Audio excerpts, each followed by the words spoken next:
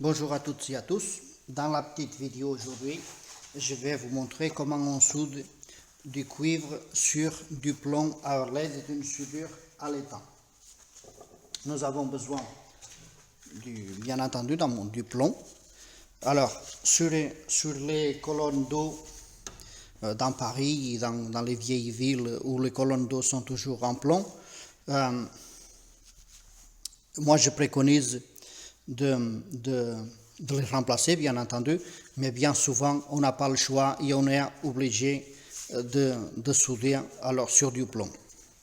Quand c'est sur du plomb de colonne d'eau, sur du plomb dédié à l'eau, dans une cave ou dans un endroit que c'est apparent, moi je déconseille la soudure parce que non seulement c'est visiblement devenu interdit, mais c'est aussi très toxique pour l'utilisateur. Pour les tuyaux de gaz, on n'a pas le choix que de le souder. En plus, on note que la paroi du tuyau est vraiment très mince et donc elle ne supporterait pas l'utilisation d'un raccord à compression destiné au polyéthylène. C'est ce qu'on utilise en règle générale sur les colonnes d'eau. Bien entendu, le plomb, il est possible de l'ajuster avec une pince emboîture, avec une pince expander. Il est possible de l'ajuster afin de faire des emboîtures pour l'adapter au diamètre que nous avons besoin. Ici, j'ai un tuyau de 18 mm de diamètre qui rentre pile poil là-dedans. Si je devais raccorder sur un tuyau de 22, évidemment, il aurait fallu que je fasse une emboîture.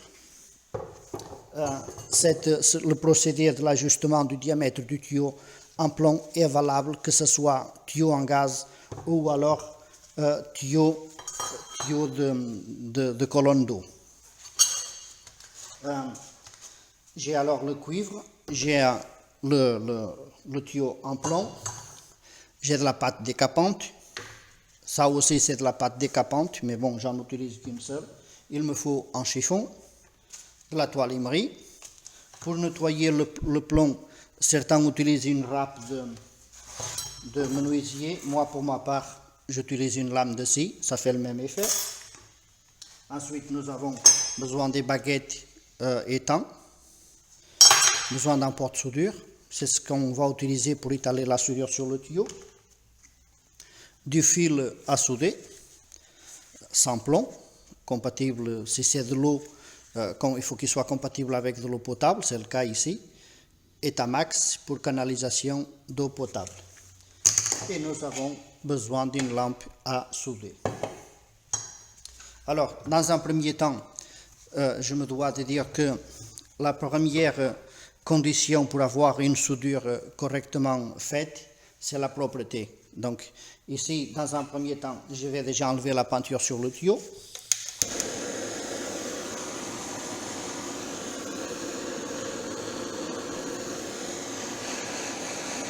Quand je dis que la soudure est très toxique, regardez, déjà rien que pour cramer la peinture, c'est déjà super toxique. Bien entendu, si c'est un tuyau qui a un service, on doit faire attention à ne pas laisser tomber des détritus dedans.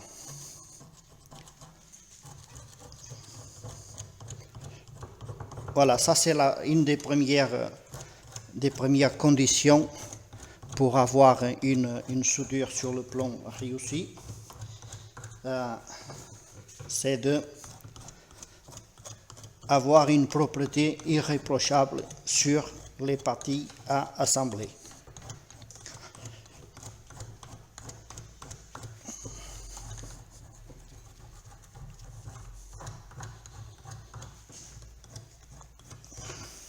Je fais aussi un petit coup à l'intérieur, au moins sur le premier centimètre, parce que je vais vous expliquer pourquoi plus loin dans la vidéo.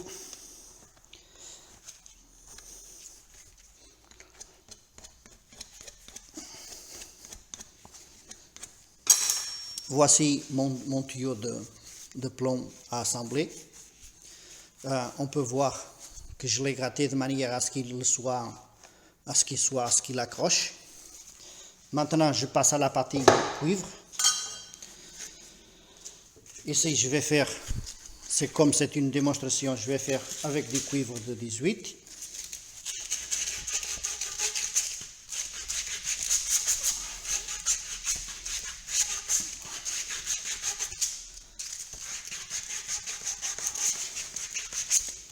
Voilà, nous avons un cuivre qui est super propre. Ensuite, nous allons l'enduire avec de la pâte décapante.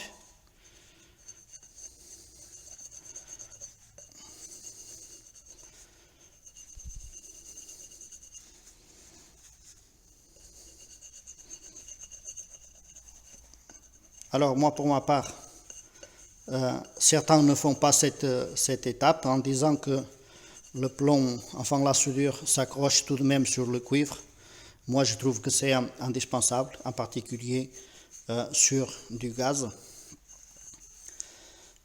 Et j'aime bien faire ça sur une longueur assez conséquente, de manière à pouvoir encastrer mon tuyau dans le tuyau sur une longueur assez conséquente.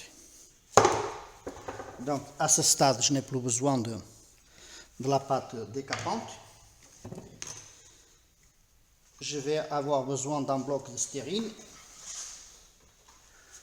qui était tombé par terre mais qui est là. Bon, il ne reste plus beaucoup, mais ça suffit pour aujourd'hui. Et je peux faire, maintenant je vais faire l'étamage. Je peux le faire soit avec du fil ou alors avec la propre baguette à souder.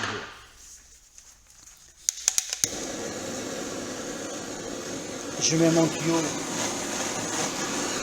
en température.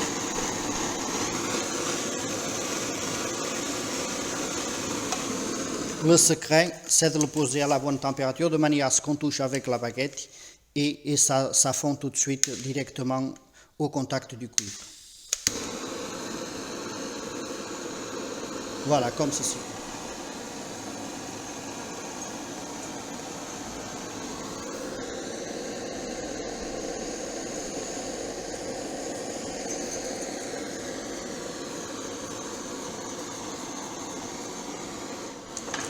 Avec un chiffon. Voilà. Mon étamage sur le tuyau de cuivre. Maintenant, je prépare ma soudure. Bon, ici, je vais penser un peu plus, sans avoir peur de massacrer le tuyau parce que je suis en atelier. Et là, regardez, si je laisse mon tuyau de cuivre, il tombe complètement dedans. Donc, je me dois de définir un encastrement maxi et je vais déformer le tuyau de plomb de manière à ce que mon cuivre ne descende pas plus que ça. Comme on peut voir, j'ai ici au moins 3 cm, ce qui me permet de faire une soudure assez importante, de manière à obtenir une étanchéité parfaite et une résistance aussi importante. Maintenant, j'y vais tout doucement, tout doux. Je vais stabiliser ma flamme parce que ma lampe à souder est en réglage.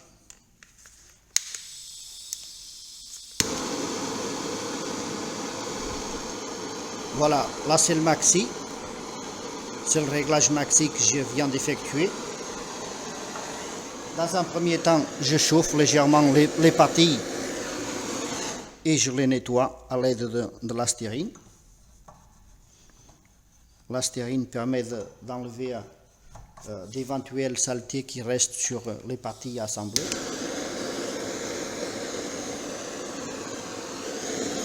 Et maintenant, moi, il y en a qui ne le font pas. Moi, je mets toujours un peu de fil à souder ici qui permet de descendre dans le tuyau et venir s'accrocher sur les parties que j'ai nettoyées sur 1 cm ou 1 cm et demi. Ça donne une résistance beaucoup plus importante à la soudure et ça facilite aussi l'étanchéité.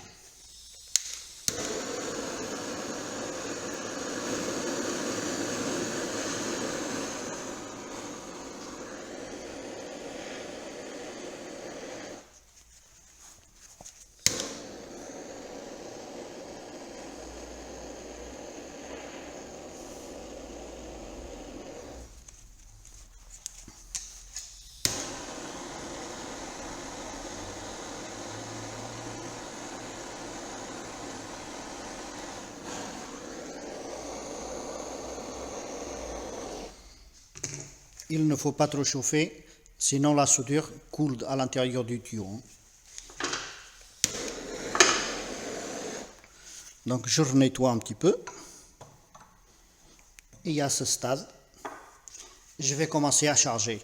Alors, un point super important est d'avoir un point fixe ici, parce que je vais forcer un peu sur le tuyau pour entamer la soudure que je vais mettre. D'accord? Et si ça bouge dans tous les sens, on aura toujours ici un point flexible et ça finit à chaque fois par casser. Je chauffe ma baguette légèrement.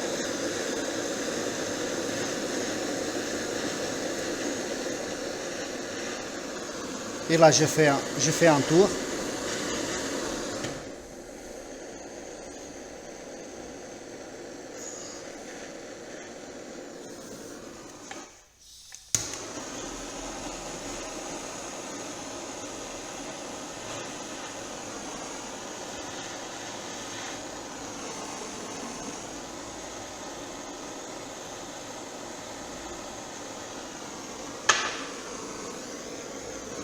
Je chauffe un peu mon porte-soudure. Si ma soudure est trop chaude, je peux éventuellement la refroidir légèrement en posant la styrine dessus.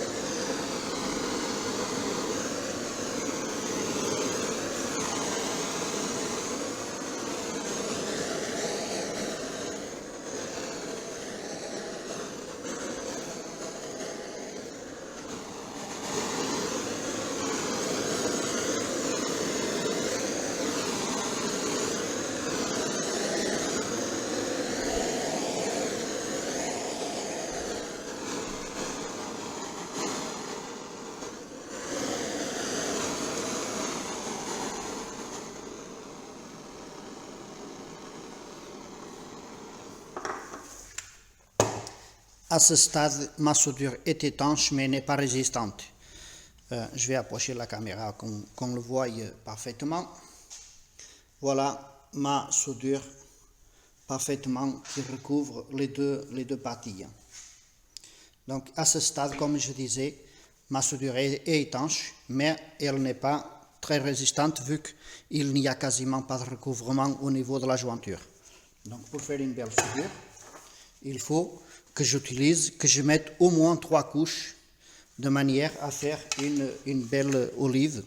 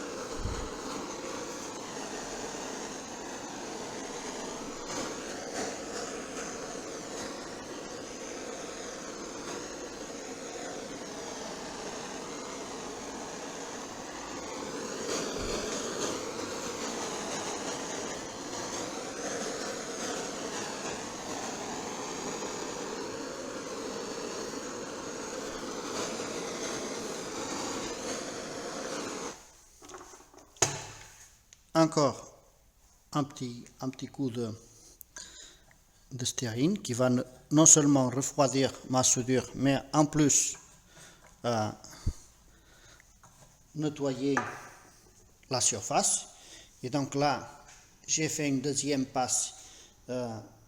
On peut voir que la soudure est beaucoup plus résistante qu'avant. Il y a un recouvrement déjà important. Pour faire un boulot de qualité, il faut un troisième passage que je vais faire si j'ai assez de soudure, parce que là je suis pauvre en soudure, j'ai que deux petits bouts. Et je crois que je vais les finir. Pour ne pas me brûler, je vais les approcher avec une pince, parce que le matériel est très cher.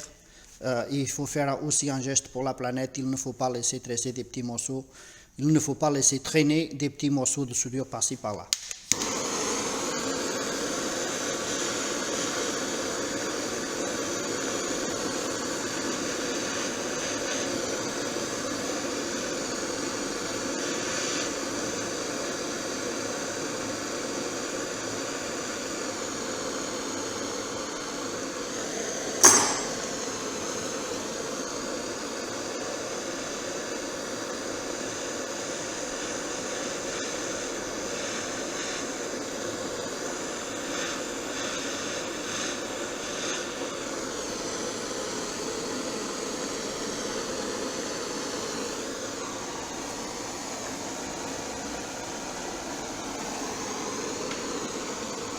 Oups, il est tombé.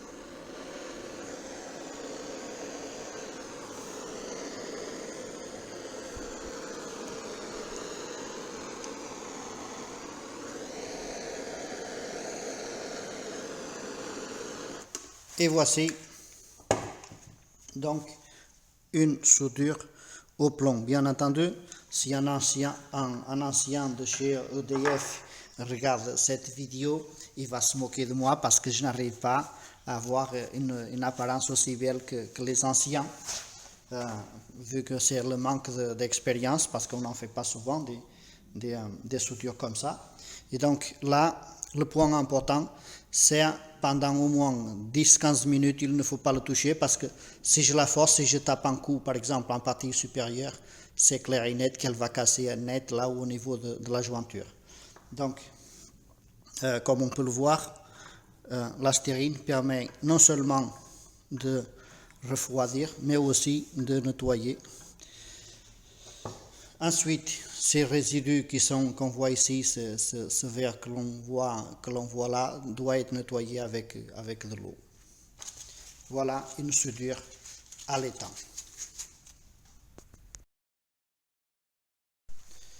Voilà, ça fait quelques minutes que ça refroidit.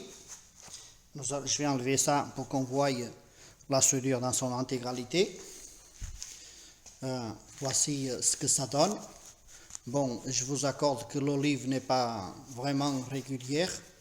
C'est ce que je disais. Si jamais un ancien de la compagnie du gaz voit cette vidéo, il va se foutre de moi parce que regardez ce qui se faisait à l'époque.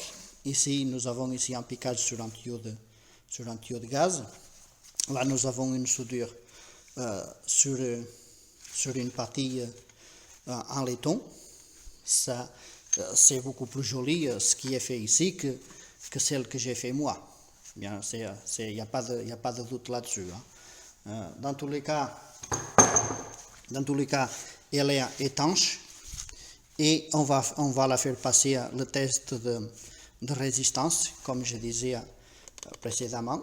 Donc je vais mettre ça à l'étau, sachant qu'elle est encore un peu chaude, et je vais fermer ça de manière à ce que ça soit résistant. Et regardez que ma soudure ne bouge pas d'un poil. Voici ma soudure. Elle est, comme je disais, elle n'est peut-être pas très jolie, mais au moins elle est résistante et étanche. On va regarder dedans comment que c'est fait dedans. Et là, je ne sais pas si on l'aperçoit sur la vidéo, mais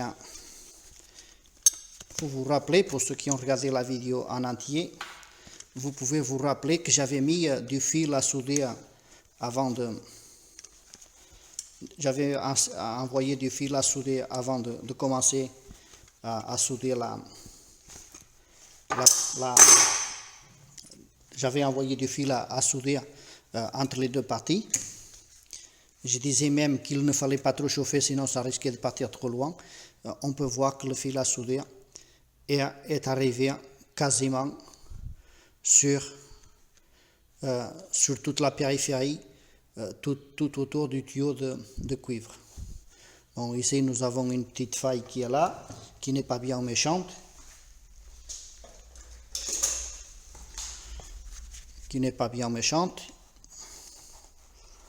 Regardez. Et là, nous voyons déjà que nous avons au moins sur 2 cm une emboîture qui est quasiment pleine entre l'emboîture et le point où l'étang est arrivé. Nous avons, sachant que le plomb, lui, il est plus ou moins ici.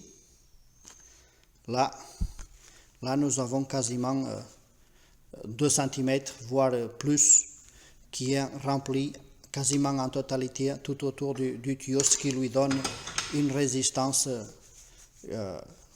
inégale.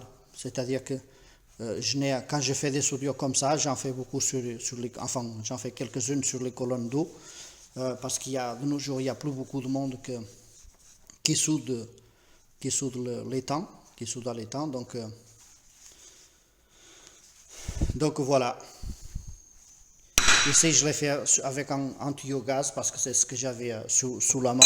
Mais je rappelle qu'il est beaucoup plus difficile de souder un tuyau gaz qu'un tuyau d'eau, compte tenu de sa faible épaisseur de paroi. J'espère que cette vidéo pourra vous inspirer. Et pour ceux qui ont besoin de faire ce genre de choses et qui n'ont jamais osé le faire, je pense que cette vidéo pourra vous inspirer. N'oubliez pas de liker et je vous dis à très bientôt.